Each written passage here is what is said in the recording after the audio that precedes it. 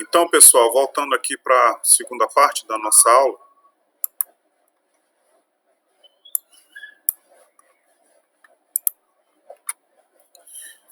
a gente está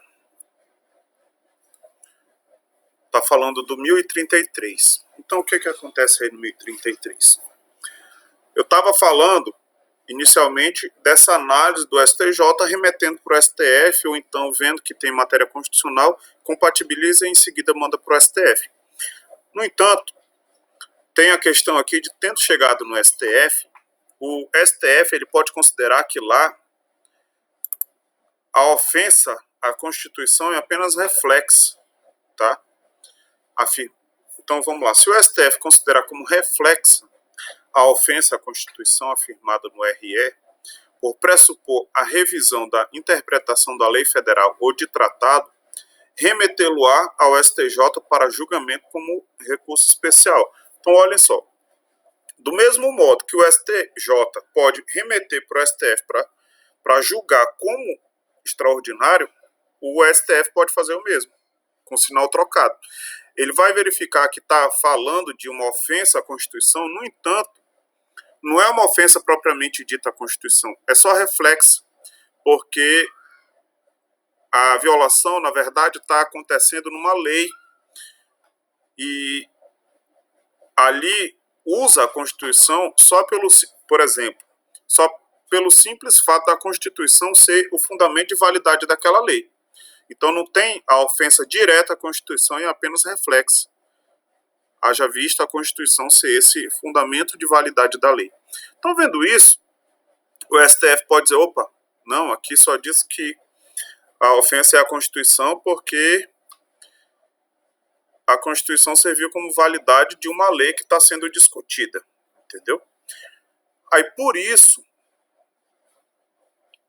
considera reflexa a ofensa à Constituição, por pressupor revisão da interpretação, ele vai mandar para o STJ e que lá ele julga o recurso. Deixa eu ver o que o colega falou aqui. Bom, de rigor, que nem eu já falei, não tem efeito suspensivo os recursos extraordinários. Mas se imprimir efeito suspensivo, fica suspenso, tá certo? Em tese pode prosseguir, como não. Aí a depender do formato em que foi recebido esse recurso, o formato ele se mantém, tá bom? Então pronto. Admitido o recurso, então resolvido, fica onde tem que ficar, seja extraordinário ou especial, aí o tribunal respectivo vai julgar esse processo aplicando o direito. É assim que vai ser. Daí olha só. Admitido o recurso, ou um ou outro especial ou extraordinário, por um fundamento, devolve, que é o efeito devolutivo, ao Tribunal Superior o conhecimento dos demais fundamentos para a solução do capítulo impugnado. Ou seja, se impugna, por exemplo, uma lei local em face de lei federal, que é um fundamento de julgamento do recurso, toda aquela matéria volta para a apreciação do Tribunal Superior, tá bom? Mas apenas daquele capítulo ali, apenas daquela violação da lei ou da Constituição, tá certo? Não é o processo inteiro, não devolve o processo inteiro, porque se julga um fundamento, mas existem outros fundamentos, se a parte recorrente argue um fundamento dentre diversos, o recurso devolve os diversos fundamentos dentro dessa matéria impugnada, tá bem? Que é o capítulo impugnado, a matéria impugnada. O STF, então vejam só.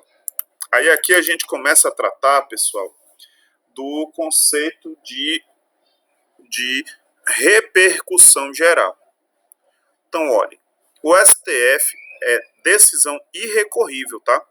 Não conhecerá do recurso extraordinário quando a questão constitucional nele versada não tiver repercussão geral nos termos desse artigo. Então aqui vai começar a explicar o que vem a ser a repercussão geral.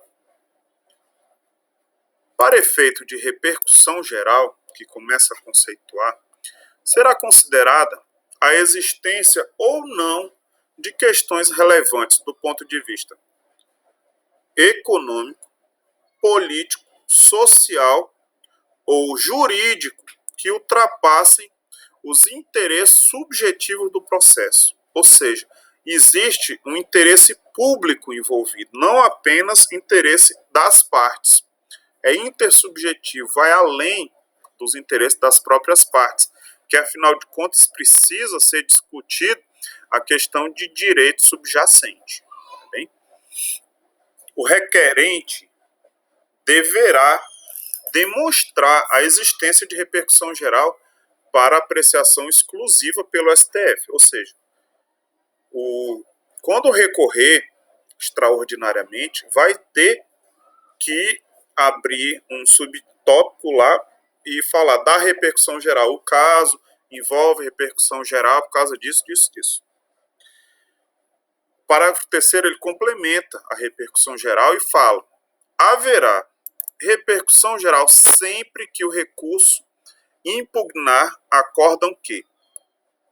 Ou seja, já está implícita a repercussão se aquele acórdão lá do tribunal de origem, que é o acórdão recorrido, primeiro, contrariar a súmula ou jurisprudência dominante do STF, já está implícito que tem repercussão geral. Tenha sido proferido em julgamento de casos repetitivos. 3, porque tem um 2 revogado ali, vem um novo. Tenha reconhecido a inconstitucionalidade de tratado ou de lei federal nos termos do artigo 97 da Constituição. São essas 3 hipóteses que já está implícita a questão da repercussão geral, mas tem que demonstrar, tem que explicitar que o acórdão tenha incidido, incorrido em alguma dessas 3 hipóteses, tá, pessoal? Daí, o relator poderá, ou seja, não é uma obrigação, na análise da repercussão geral, poderá admitir a manifestação de terceiros. Por quê? Porque tem a repercussão, é um caso de repercussão de interesse social, econômico, jurídico. Então podem vir terceiros interessados com procurador habilitado e se manifestar nesse caso. Tá ok? Reconhecida a repercussão, aí vai prosseguindo, o relator no STF determinará a suspensão do processamento de todos, tá, pessoal? De todos os processos pendentes, individuais ou coletivos que versem sobre a questão e tramitem no território nacional. Ou seja, o ministro do STF, analisando isso daí, ele tem o poder de determinar a suspensão de todos os processos no território nacional que versarem sobre essa questão debatida na repercussão geral. Tá bom, pessoal? O interessado pode requerer, lá não é no STF, é no tribunal de origem, que exclua da decisão de sobrestamento e inadmita recurso extraordinário que tenha sido interposto intempestivamente, ou seja, não atende um pressuposto objetivo de admissibilidade, tendo o recorrente, a pessoa que supostamente recorreu intempestivamente, o prazo de 5 dias para se manifestar acerca desse requerimento.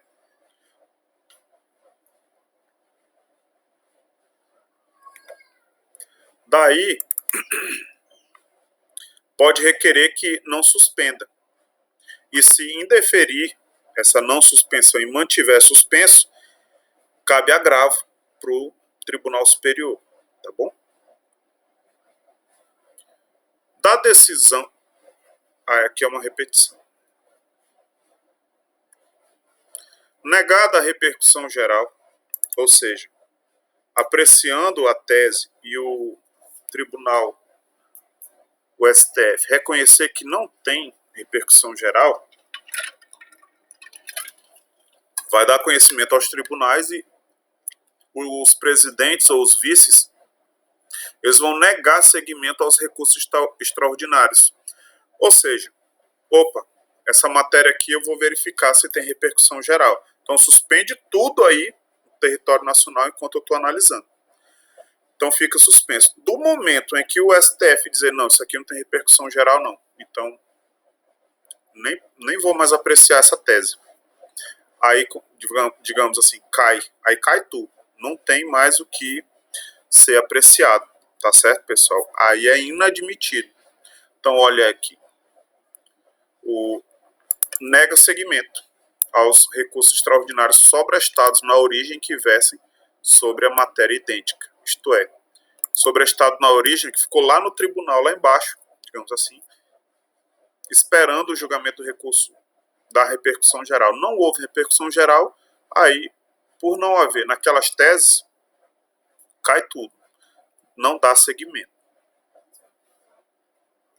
Todavia, o recurso que tiver a repercussão geral reconhecida tem esse prazo de 1 ano e terá preferência sobre os demais feitos ressalvados, réu preso e habeas corpus. Não ocorrendo o julgamento no prazo de 1 ano a contar do reconhecimento da repercussão, cessa a suspensão dos processos e vão retomar o curso normal. Ou seja, é porque reconhecido tem o condão de suspender por 1 ano, mas e não pode estender esse prazo por mais um ano. Então não julgou, aí volta a correr. Só que voltando a correr, dependendo, não tem mais o que fazer, que muitos possivelmente vão estar aguardando ali, por exemplo, o julgamento do recurso extraordinário e vai continuar aguardando. Mas outros pendentes de sentença, por exemplo, vão acabar seguindo para o magistrado proferir a sentença ou então julgar o recurso de apelação em sede de tribunal. A súmula da decisão sobre a repercussão geral constará de ata que será publicada no Diário Oficial e valerá como acórdão.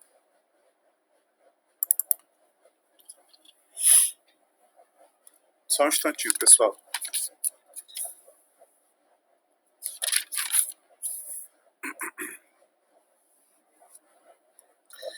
Vejam só. O julgamento repetitivo, a gente tem 10 minutos. Para abordar ele todo, é um pouco... não dá tempo de abordar em 10 minutos. Tá bom? Eu vou falar assim de uma forma mais ampla, que é o seguinte. Qual é o conceito de recurso repetitivo?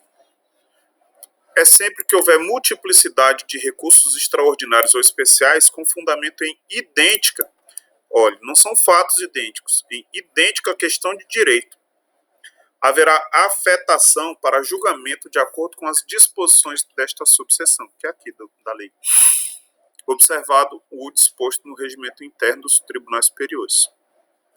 Ok? Então, só um instantinho.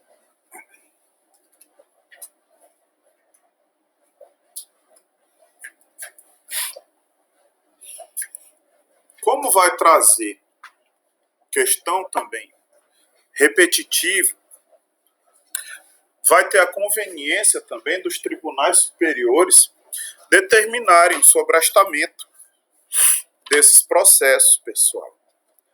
E tendo havido a suspensão desses processos, os tribunais, sejam os estaduais ou os regionais federais, eles vão catar ali uns recursos que vão ser os representativos da controvérsia e vão remeter para o STF e o STJ. Tá certo? Outra situação que é importante destacar aqui é que certas pessoas vão poder participar do debate da questão repetitiva. De que maneira? É o artigo 1038 e diz o seguinte, ó,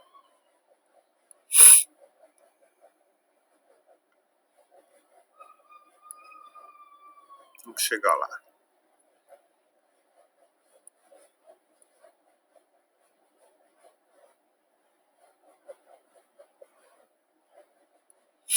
Olha só,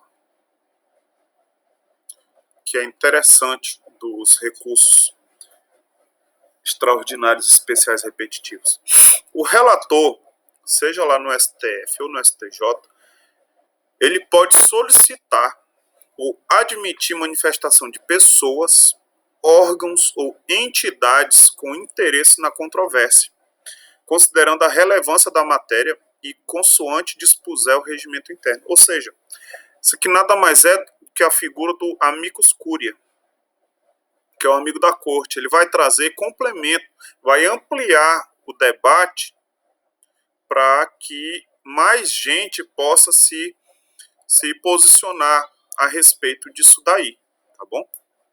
Além disso, de admitir essas pessoas interessadas, é possível também a realização de audiência pública para ouvir depoimento de pessoas com experiência e conhecimento na matéria, com a finalidade de instruir o procedimento.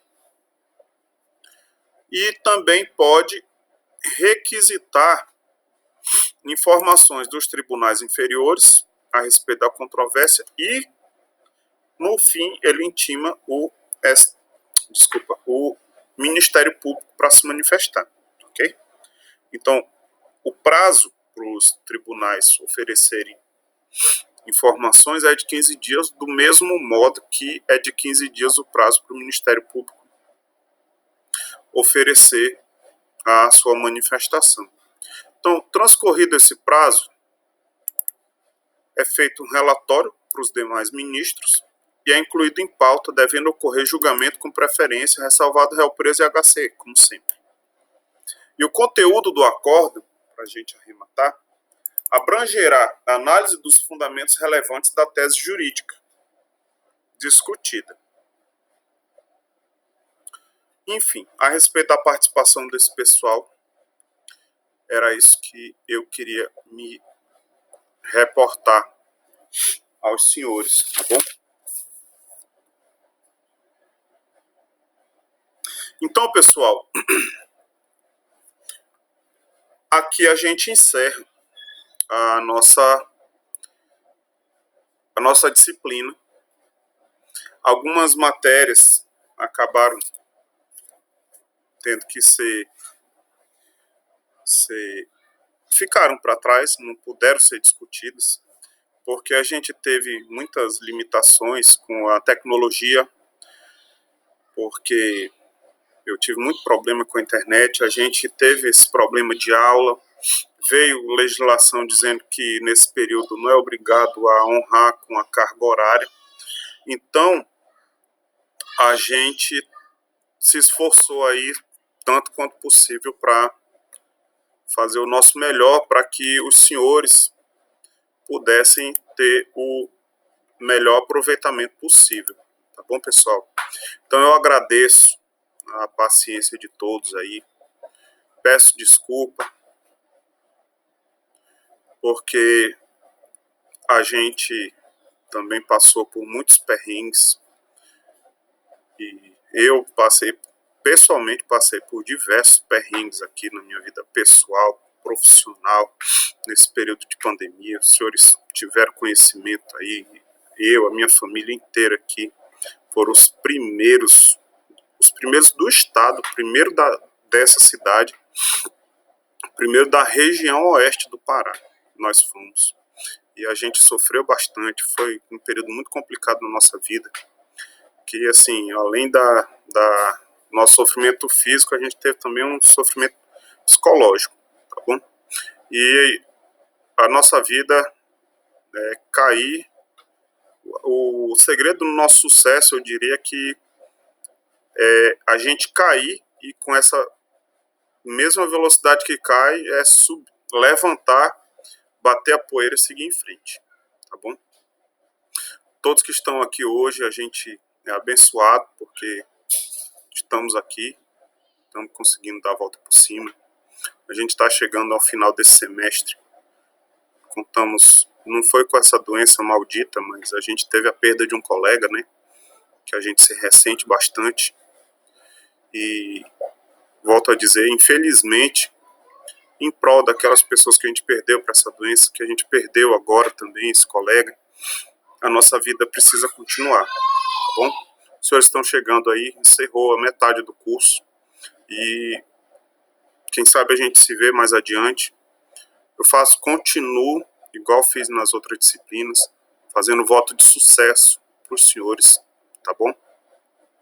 Que esse curso aí seja para a vida dos senhores, seja de vital importância.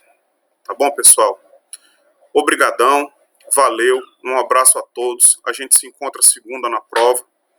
E se não der certo, vamos marcar para a próxima segunda aí, essa prova final, tá bom? Mas eu gostaria de ver quase ninguém, tá bom? Falou, tchau, tchau, um abraço, fiquem com Deus.